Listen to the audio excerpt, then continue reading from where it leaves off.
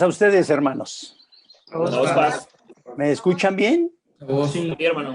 Perfecto. Qué bueno. Me alegra mucho saludarles, saber que están bien, saber que mi hermano Alberto García está bien de salud. He conversado un par de veces con mi hermano César y le he preguntado por la salud del hermano Alberto y me dice que está bien, y hoy que lo veo y lo escucho, me alegro y le mando un abrazo cariñoso, hermano Alberto García. Dios lo bendiga a usted, a su esposa. Igualmente, Toño. Es un cariño muy especial que yo se le tengo y un respeto especial, hermano. Dios te bendiga, Toño. Gracias, hermano. Y todos ustedes, amados hermanos, también confío en que estén bien y me duele, me apena cuando escuchamos, como ahorita en oración, que un hermano está enfermo como resultado del coronavirus. Esta pandemia tan terrible que nos trae aquí por más de 60 días, confinados hasta hoy, más lo que falta, como dicen por ahí, más lo que se acumule. Hay que tener mucha paciencia, hermanos, mucha paciencia. Así es que Dios les bendiga mucho. Y para ello, bueno, no sin antes agradecer a mi hermano Alberto por la invitación, a mi hermano César. Para mí es un enorme, enorme privilegio dirigirme a ustedes, saludarles a la distancia y abrazarlos cariñosamente. Y habrá ocasión en que nos volvamos a mirar y ahí nos abracemos muy fuerte, mis queridos hermanos. Amén. El día de hoy quiero meditar con ustedes en la palabra de Dios, porque la palabra de Dios debe de sostener nuestra vida siempre. Ella es la que ilumina nuestro camino. Ella es la que nos dice por dónde andar y por dónde no andar. Y bendigo a Dios, hermanos, porque pareciera que hay temas en los cuales la palabra de Dios no emite una palabra, y no es así. La palabra de Dios, por ser justamente la voz de Dios, siempre tiene una palabra para ustedes y para mí. Y esta mañana confío y pido a Dios que les ilumine a ustedes y que me ilumine a mí. El título de esta reflexión es: no temas, yo estaré contigo. Es un título sacado justamente de la palabra de Dios. Ahí, hermanos, en el libro de Josué, en el capítulo 1, que ustedes y yo conocemos de sobra, porque a través de nuestra vida cristiana, por años y por años, hemos escuchado estos maravillosos pasajes, mis queridos hermanos. Dice la Escritura en Josué 1, verso 1: aconteció después de la muerte de Moisés, siervo de Jehová, que Jehová habló a Josué, hijo de Nun, servidor de Moisés, diciendo: mi siervo Moisés ha muerto. Una noticia, hermanos, terrible. No sabemos cuánta. Ahora pues, levántate y pasa este Jordán, tú y todo este pueblo, a la tierra que yo les doy a los hijos de Israel. Yo os he entregado, como lo había hecho a Moisés, todo lugar que pisare la planta de vuestro pie. Verso 4 de Josué 1: desde el desierto y el Líbano hasta el gran río Éufrates, toda la tierra de los heteos hasta el gran mar donde se pone el sol, será vuestro territorio. Nadie te podrá hacer frente en todos los días de tu vida. Como estuve con Moisés, estaré contigo. No te dejaré ni te desampararé. Verso 6: esfuérzate y sé valiente, porque tú repartirás a este pueblo por heredad la tierra de la cual juré a sus padres que la daría a ellos. Solamente esfuérzate y sé muy valiente. Escuchen muy bien, mis queridos hermanos, para cuidar de hacer conforme a toda la ley que mi siervo Moisés te mandó. Ahí está la clave del éxito en la vida de todo ser humano. No te apartes de ella, ni a diestra, ni a siniestra, para que seas prosperado en todas las cosas que emprendas. Nunca se apartará de tu boca este libro de la ley, sino que de día y de noche meditarás en él, para que guardes y hagas conforme a todo lo que está en él escrito, porque entonces harás prosperar tu camino y todo, hermanos, todo absolutamente te saldrá bien. Verso 9 y final. Mira que te mando que te esfuerces y seas valiente. No temas ni desmayes, porque Jehová tu Dios estará contigo en donde quiera que vayas. Amén. Mis queridos hermanos, a mí me parece, a la luz de este maravilloso porción de la Escritura, que tenemos muchas cosas que aprender y los quiero poner todavía en un poquito de mayor contexto a recordar los versículos finales del capítulo 34, hermanos, de Deuteronomio. En los versos finales dice que Moisés era de edad de 120 años, hermanos. Un hombre maravilloso cuando él murió. Dice la Escritura que sus ojos nunca se oscurecieron ni perdió su vigor. No estamos hablando de cualquier personaje, hermanos. Estamos hablando de un personaje singular. Un personaje con una fuerza maravillosa, con un vigor maravilloso y con una luz en sus ojos maravilloso. Así lo dice la Escritura, que sus ojos nunca oscurecieron. Cuando él muere, ¿qué ocurre con el pueblo? Lloraron los hijos de Israel a Moisés en los campos de Moab por 30 días, hermanos. Sufrieron, les pudo, se entristecieron tremendamente y así es como se cumplieron los días del lloro, los días de luto de Moisés. Verso 10. Y nunca más se levantó profeta en Israel como Moisés, a quien haya conocido Jehová cara a cara, mis hermanos. Esto nos confirma que Moisés era un líder en toda la extensión de la palabra, mis hermanos. Pero el secreto en la vida de él es que siempre escuchó la voz de Dios y la puso por obra, mis hermanos. Y él aprendió algo que yo anhelo, usted y yo aprendamos siempre. Porque en esta vida las cosas dependen en qué mano se encuentra. Déjeme, por favor, explicarle a través de una hermosísima anécdota que por lo menos a mí me hace muchísimo sentido, mi hermano. Esta anécdota, que reitero, se titula Depende de quién son las manos. No sé si usted algún día había pensado en ello, hermano. Miren, una pelota de básquetbol, que por cierto, ayer chequé el precio de una pelota de básquetbol en internet, ahí en una casa de deportes. ¿Sabe cuánto cuesta, hermano? Una de esas balones de básquetbol de una buena marca, alrededor de 600 pesos, hermanos. Quizá para usted o para mí sea mucho dinero. Habrá para quien no sea nada, hermano. Pero no importa, hermanos, ese asunto, sino en las manos de quién se encuentran. Porque ese mismo balón, mi querido hermano, en las manos de Michael Jordan, ¿sabe usted cuánto llega a valer ese balón de básquetbol? 33 millones de dólares. Depende en las manos de quién pongamos el balón. Y ese balón firmado por Michael Jordan, una de las figuras más importantes del baloncesto, ese balón se paga por 33 millones de dólares. Me parece, hermanos, una diferencia abismal. Una pelota de béisbol, que lo chequé esta mañana igual en la misma tienda, 78 pesos la pelota de béisbol, mis hermanos. 78 pesos. Decía ahí 6, 7, 8 dólares, dependiendo de la marca y del tipo.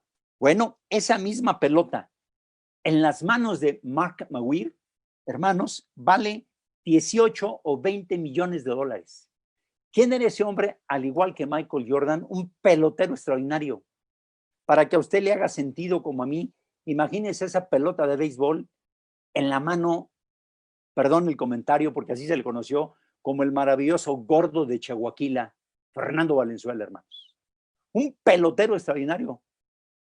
18 millones de dólares porque lleva la firma de él, hermanos. ¿Hace diferencia esto, hermanos? Hace muchísima diferencia.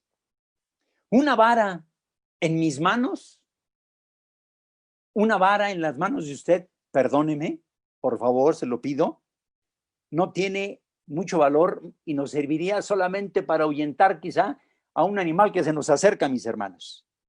Pero esa vara en las manos de Moisés, ¿cuánto valen, mis hermanos?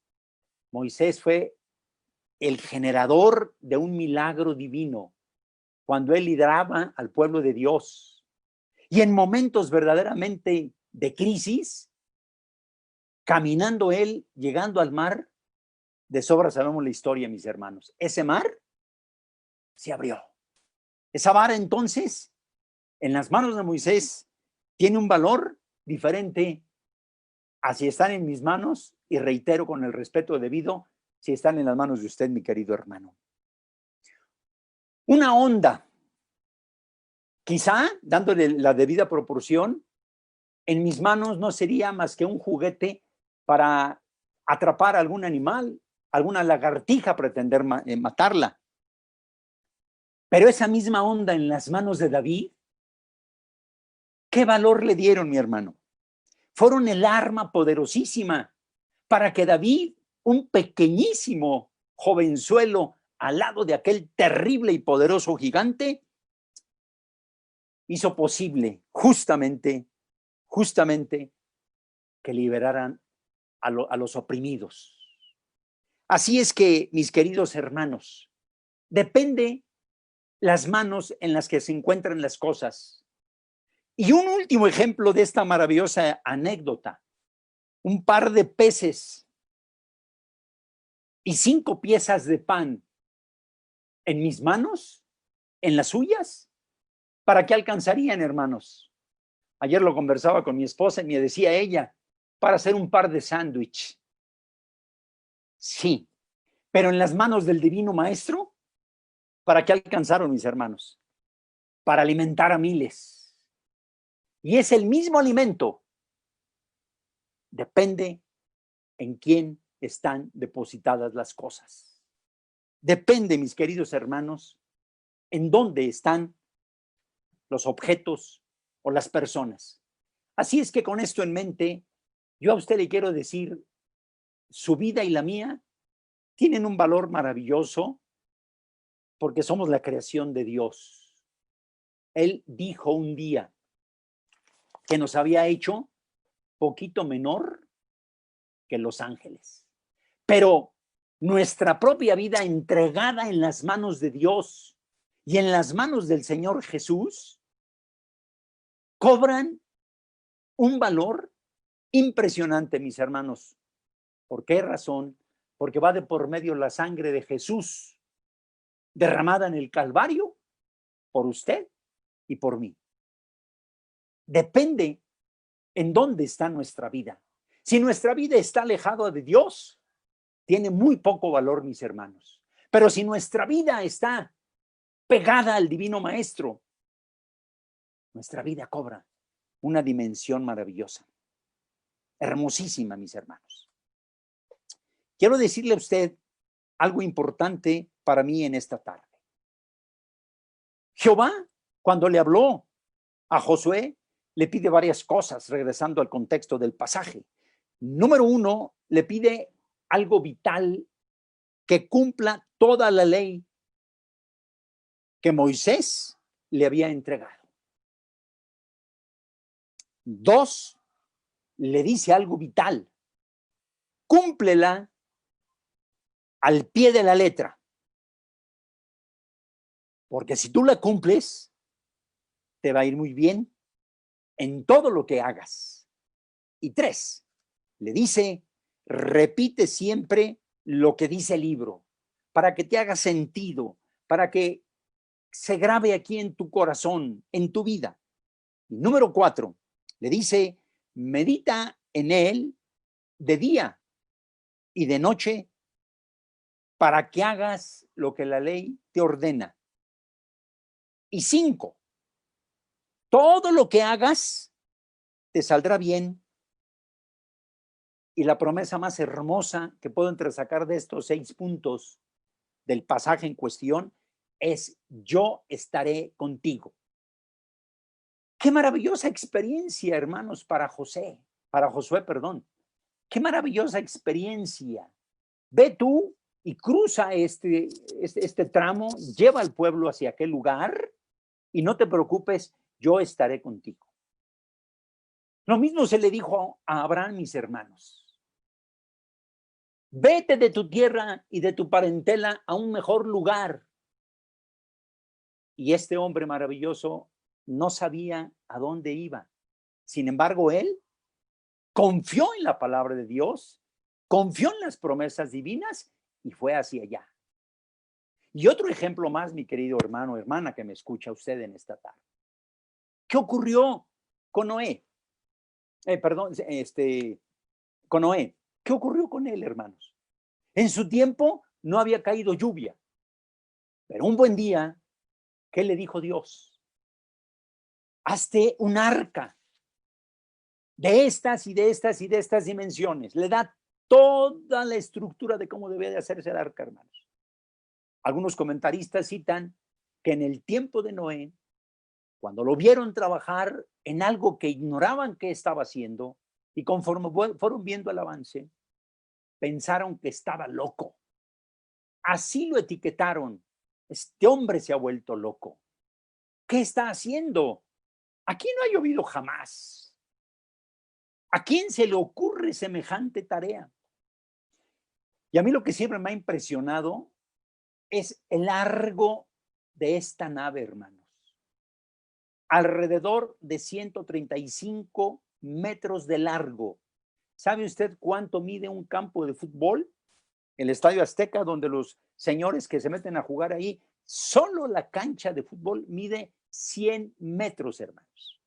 Bueno, esta arca medía todavía 35 metros más, hermanos. Y sabemos el por qué. Dios le dio instrucciones precisas y ahí estuvo, hermanos. ¿Cuáles fueron las razones? Porque desgraciadamente ni siquiera la familia de Noé, ni toda la generación de ese tiempo había obedecido a Dios. Se habían olvidado de Dios y vivían de una manera en la que no debían hacerlo.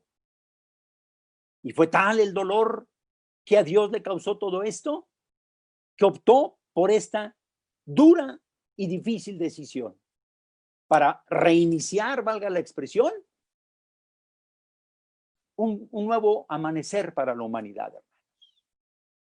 Cuando Dios nos dice a nosotros, haz esto o haz aquello, lo que nosotros tenemos que comprender, que hay que obedecerlo. ¿Queremos que nos vaya bien? Hermanos, entreguemos siempre nuestra vida a Dios. Que tenemos que llevar a cabo una tarea, por difícil que sea, no temas, hermano. No temas, hermana. Porque Dios, el Dios de Abraham, el Dios de Isaac, el Dios de Jacob, está igualmente contigo como lo estuvo con ellos. Está igualmente conmigo como lo es con ellos también, como lo fue con ellos, hermanos. ¿Esto qué significa? Que nosotros tenemos que tener la plena seguridad de que el Señor está siempre pendiente de ustedes y de mí. Y esto nos debe de causar, nos debe de provocar, nos debe de animar a comprender que en esta vida no estamos solos, hermanos. No estamos solos. Tenemos a Dios de nuestro lado. Así como a Josué se le dijo, no temas, yo estaré contigo. Dios nos dice a nosotros que está Él al pendiente. O que cambie de silla. Vaya usted, por favor, conmigo, si le es posible, por supuesto. Espero que sí, porque estamos meditando la palabra de Dios. Y cuando meditamos la palabra de Dios es necesario abrir el libro sagrado, hermanos. en el Salmo número 55, por favor. ¿Qué dice el Salmo 55 en el verso 22? Dice bien, hermano, un pasaje maravilloso. ¿Hoy tiene usted alguna preocupación? Yo tengo preocupaciones, hermanos. Es bueno el confesar y reconocer que tenemos preocupaciones. Sobre todo, y lo digo con respeto, perdónenme que hable por mi hermano Alberto, en personas como él, como yo, que somos de edad mayor, como dicen hoy muy elegantemente, personas de la tercera edad, corremos mayores riesgos, hermanos. No es lo mismo el hermano Alberto Milián, hijo, que aquí lo veo en pantalla, que está joven, ¿verdad? Que nosotros. Nosotros corremos mayores riesgos. Un hombre joven con problemas de hipertensión, un hombre joven con problemas de hipertensión, más diabetes, ya se está riendo por ahí un hermano que conozco, corre riesgos, hermanos. ¿Por qué razón? Porque estamos vulnerables ante este virus, hermanos. A mí me da una profundísima tristeza, y lo digo de verdad, con todo mi corazón, una persona muy, pero muy, muy cercana a mí. Hace un par de semanas me habla y me dice, yo no sé si esto realmente, eso no es cierto. ¿Tú qué piensas? Y yo empecé a decirle, esto es real. Mira, en la organización religiosa donde voy y donde tú sabes que yo asisto, un ministro le pasó esto y esto, a otra hermana le pasó esto y esto, etcétera. Le di varios ejemplos. Pasaron los días y yo le informé a él como para que tuviera la certeza de que esto verdaderamente es delicado, para que se cuidara, porque él es una persona obesa, es mi hermano en la carne.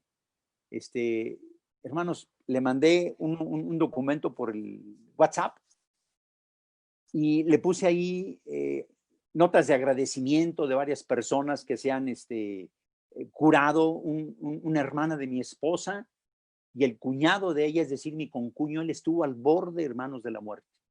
30 días hospitalizado, entubado, 28 días, hermanos, y Dios tuvo misericordia y lo sacó adelante, hermanos. Hicimos oración, un grupo de personas en la iglesia, etcétera, y después todos los comentarios de agradecimiento para con Dios por todo esto, se me ocurre mandárselos a este hermano, y ¿saben qué me contestó? Me dice, oye, como que ya es demasiada miel para Dios, ¿no te parece? Me dio tristeza, hermanos. Él quiso decirme que era demasiada gratitud a Dios, que a lo mejor Dios se sentía incómodo por tanta miel, hermanos. Sentí tristeza, hermanos, porque eso piensa alguien que no ha vivido de cerca la experiencia de estar dependiendo de la mano de Dios para seguir adelante, mis hermanos. Y Dios nos da pruebas inequívocas todo el tiempo de que Él está con nosotros. El verso 22 del Salmo 55 que le cité hace un instante dice de la siguiente manera, hermanos: echa sobre Jehová tu carga y Él te sustentará. No dejará para siempre caído al justo.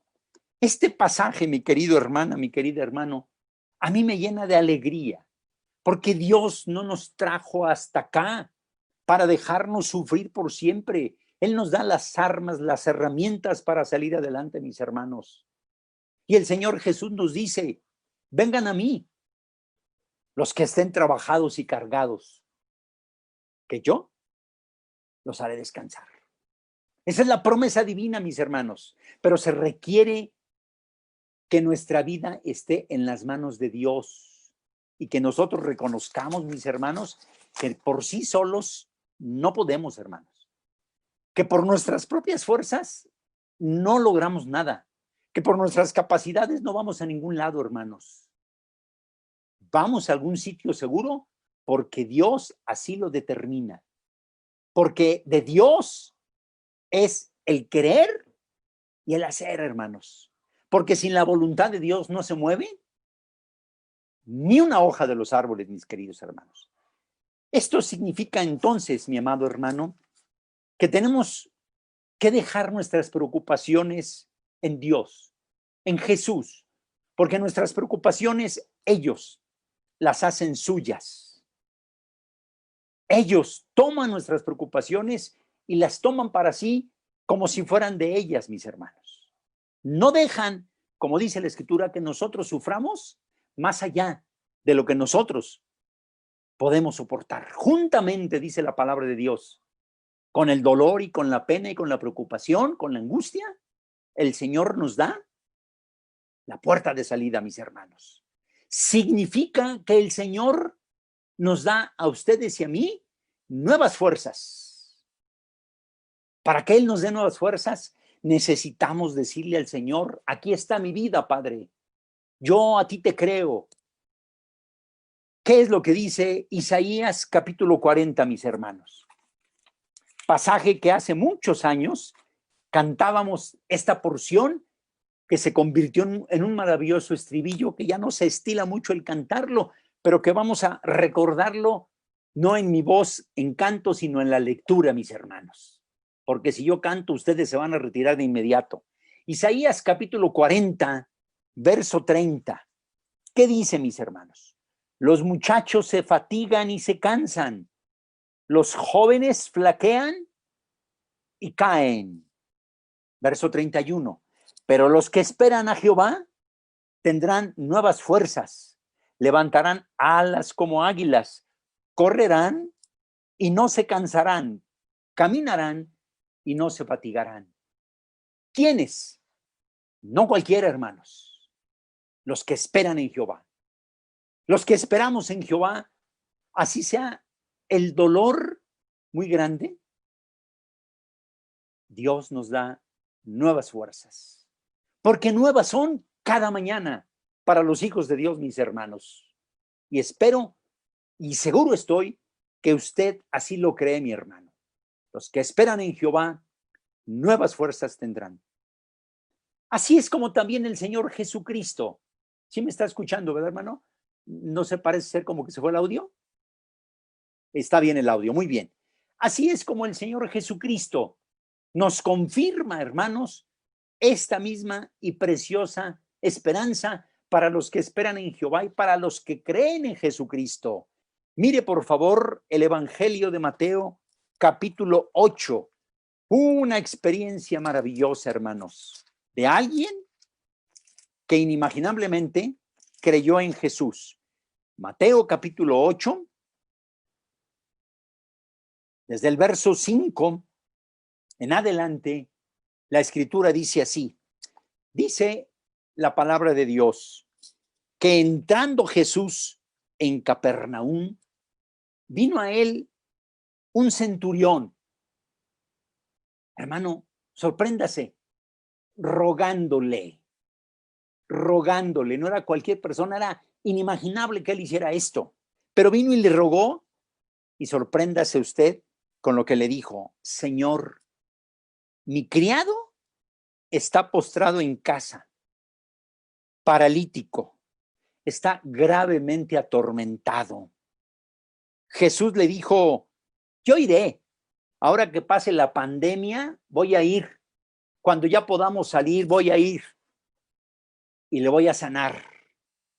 Respondió el centurión y le dijo: Señor, no soy digno de que entres bajo mi techo, solamente di la palabra y mi criado sanará, porque también yo soy hombre bajo autoridad y tengo bajo mis órdenes soldados, y digo a este, ve, y él va, y digo al otro, ve o ven, y él viene, y a mi siervo haz esto, y lo hace.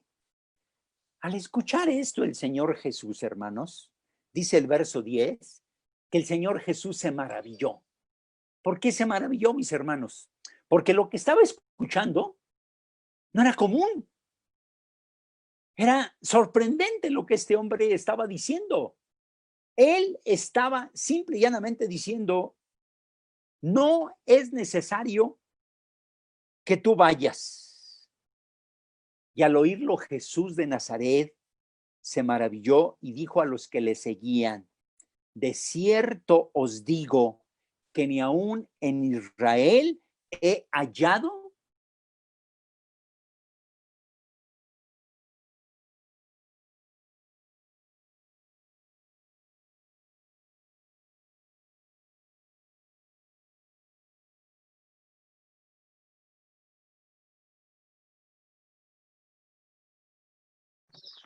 Un momento, hermanos, vamos a esperar a que el hermano Antonio Loza se conecte nuevamente.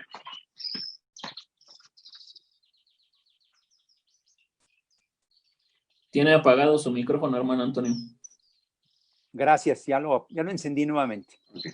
Ya estamos ahí, ¿verdad? Sí, hermano. Muy bien. Me quedé aquí en el verso 12, voy a repetir. Mas los hijos del reino serán echados a las tinieblas de fuera, y ahí será el lloro y el crujir de dientes. Verso 13. Entonces Jesús le dijo al centurión, fe, y como creíste, te sea hecho. Y su criado fue sanado en aquella misma hora, en aquel mismo momento. ¿No le sorprende a usted como a mí este evento, hermanos? A mí me sorprende poderosamente que un centurión haya ido a ver al divino maestro y le haya dicho, por favor, ten misericordia de mi criado, ten misericordia de mi siervo. Él está atormentado, está paralítico, no puede caminar, no puede hacer absolutamente nada. Y solo tú lo puedes curar. No sé, hermano, hermana, si usted ha pensado en esto, pero aquí a mí me deja dos cosas este pasaje, esta historia. Número uno, la fe y la humildad del centurión para reconocer el poder de Jesús, para reconocer que él tenía poder para sanarlo.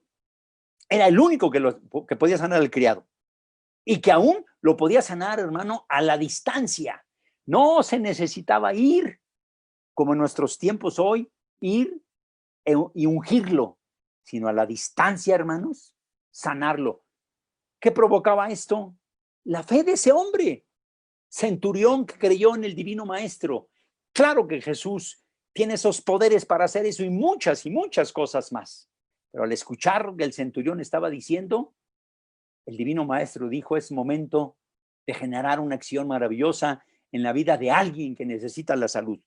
En segundo lugar, mis queridos hermanos, aquí este pasaje nos deja ver la tremenda autoridad de Jesús, reconocida por el centurión, hermanos. Y yo quiero llevarla a usted a la parte práctica, en la parte final de este sermón, mis hermanos. Número uno, hermano. ¿Tienes alguna crisis hoy? Yo tengo crisis. Yo no sé ustedes. Pero si acaso ustedes tienen crisis, me pregunto y le pregunto a usted, ¿qué quieres hacer con esa crisis, hermano? La crisis por sí sola no se va. La crisis está ahí. Tenemos que reconocer que existe una crisis en nuestra vida. Crisis de salud, crisis de relaciones familiares, crisis de relaciones con nuestros hijos, crisis entre pastor e iglesia, entre iglesia y pastor, crisis entre pastores. Hay crisis de mucha índole, hermano. Hoy, una de las tremendas crisis que estamos viviendo es no poder salir a la calle, hermanos. Y hay mucha gente que no puede estar encerrada un día más, porque es gente que está acostumbrada a estar en las calles, trabajando, haciendo cosas, moviéndose. Ese es el estilo de vida para muchísima gente y eso le causa mucho estrés. Y al no poder salir, ese estrés lo traslada a la esposa y lo traslada a los hijos o viceversa. Y las relaciones matrimoniales se han venido distorsionando demasiado. Porque una cosa es cierta, lo que nos dijo justamente nuestra hermana Rosa María, allá en una de las conferencias que nos dio y que hoy la Escuela Sabática lo cita, que podemos ayudar a aquel centro de ayuda para mujeres maltratadas en Saltillo, Coahuila, hermanos. Centro de luz y esperanza. Aunque las autoridades digan que no ha subido la agresión hacia las mujeres, quienes atienden esos centros nos lo dicen, ha subido terriblemente. No tenemos espacio para albergar a una mujer más en estos centros. Hay un incremento de agresión en casa, mis hermanos. Pero hay otro tipo de agresión también, la psicológica, hermanos. Por el exceso de información que recibimos en cada momento, esto nos enferma también. ¿Qué hacer con eso? Usted, como yo, tenemos que aprender qué escuchar y qué no escuchar. Y escuchar la voz de Dios. Hay gente, hermanos, que nos dice, usted salga a la calle. El otro día me retó un señor, fui a comprar aquí un par de cosas que necesitábamos en casa, en una tiendita que tengo aquí a 20 metros. Y me dice un señor, a ver, hermano pastor, lo reto a que vayamos a visitar enfermos de COVID y no nos va a pasar nada a usted, a mí. Y yo le dije, ¿por qué está seguro que no nos va a pasar nada? Porque usted y yo somos hijos de Dios. Yo le dije, no retes así a Dios. Eso no está bien.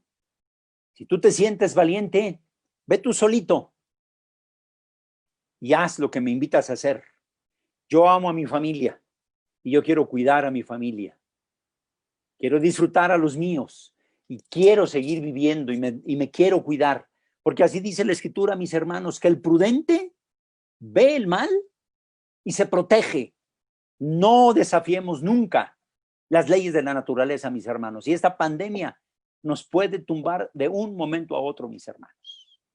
Yo no sé si tengamos crisis por no salir.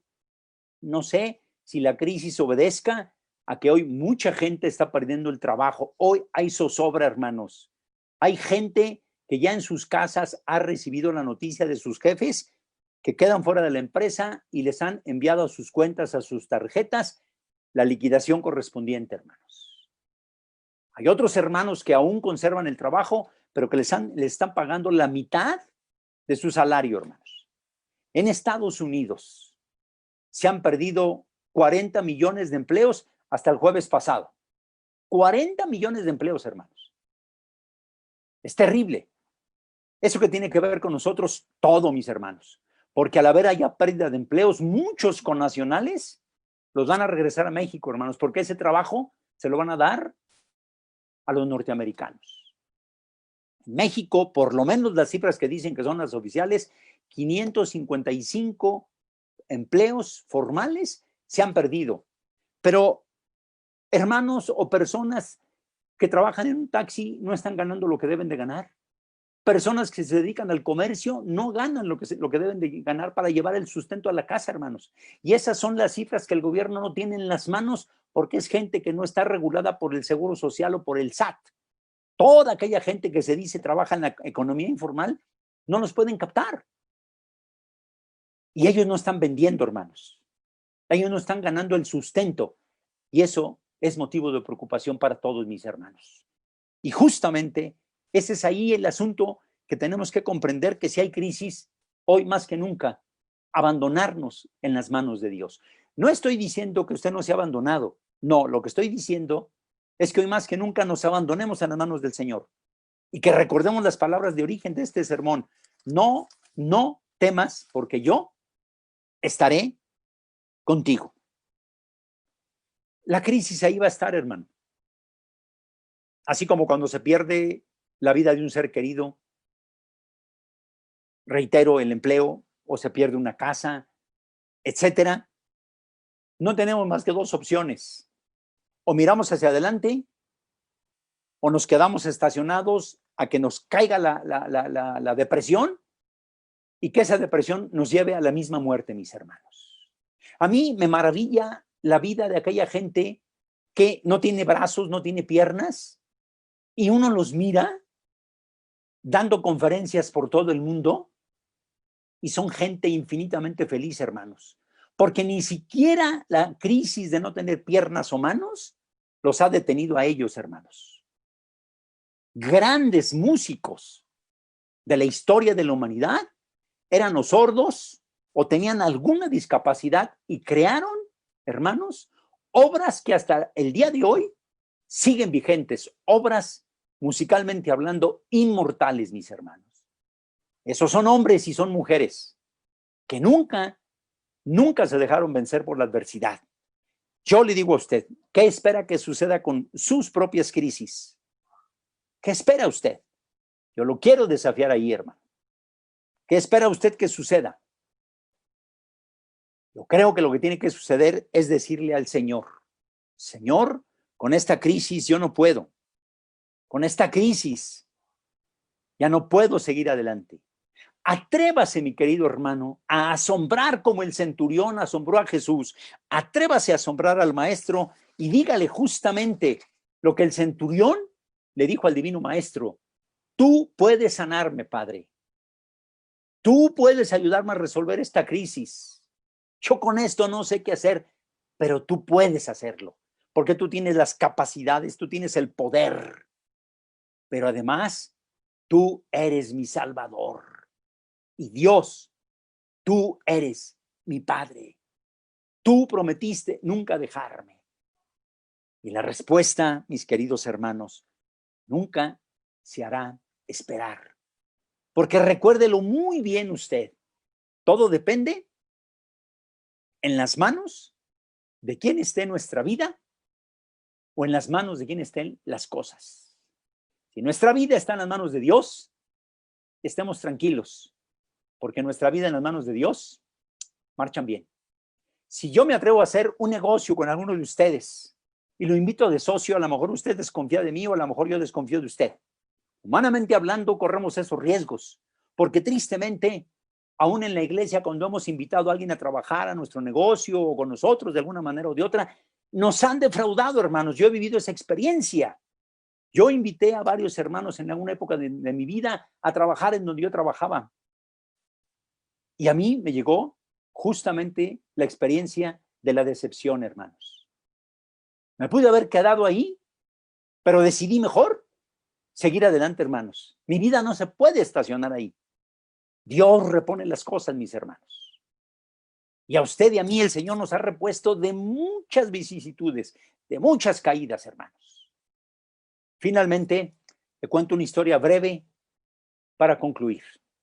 Se cuenta que un hombre alpinista muy bueno en su campo del alpinismo subió a una montaña muy grande, hermanos. Y en una tarde cometió un grave error. Empezaba a caer ya la tarde y su obligación era detenerse y buscar un campamento, un lugar de refugio en las montañas, que existen varios y que ellos conocen muy bien, para poder resguardarse de las tormentas, del frío y de toda la adversidad de la noche.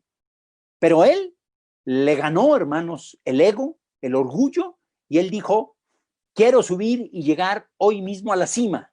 Quiero lograrlo porque además no tan solo quiero llegar a la cima, sino quiero lograrlo en el menor tiempo posible. Ese es el récord que yo quiero establecer. Y este hombre siguió y en un momento vino una avalancha de nieve en donde él le fue muy mal, hermanos. Afortunadamente estaba con su arnés y con sus cuerdas y con todo atado perfectamente bien, y la avalancha pasó de largo y él logró estar ahí, hermanos. Y poco a poco bajó hasta donde fue posible y llegó un instante en donde ya no pudo más. No pudo más. Y cuenta esta anécdota que este hombre empezó a rogar a Dios, a decirle, Señor, ayúdame, por favor, ayúdame. Y eso lo dijo una y otra y otra y otra vez hasta que él escuchó una voz que le decía, corta la cuerda y suéltate. Señor, ayúdame. Corta la cuerda y suéltate. No lo hizo. A la mañana siguiente, algunos otros alpinistas que iban de subida o de bajada vieron el cuerpo de este hombre congelado y muerto. Y no se imaginaban por qué razón se quedó ahí suspendido cuando entre él y la zona de seguridad había poquito menos de 1,5 metros, hermanos. Si él se hubiera soltado, cae en una zona de seguridad. Dios le dijo, suéltate, corta esa cuerda. Y él dijo, no. A veces así nos pasa, hermanos. Dios nos da señales y nosotros insistimos en que queremos otras señales. Ese es el desafío para nuestra vida.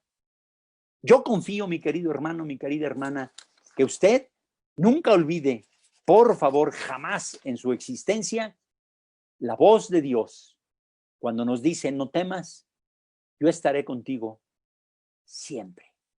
Lo único que tenemos que hacer es poner en práctica la ley de Dios como una manera de agradecer a Dios todo lo que Él ha hecho por nosotros y decirle, Señor, Si tú lo ordenas, yo como buen soldado lo llevo a cabo.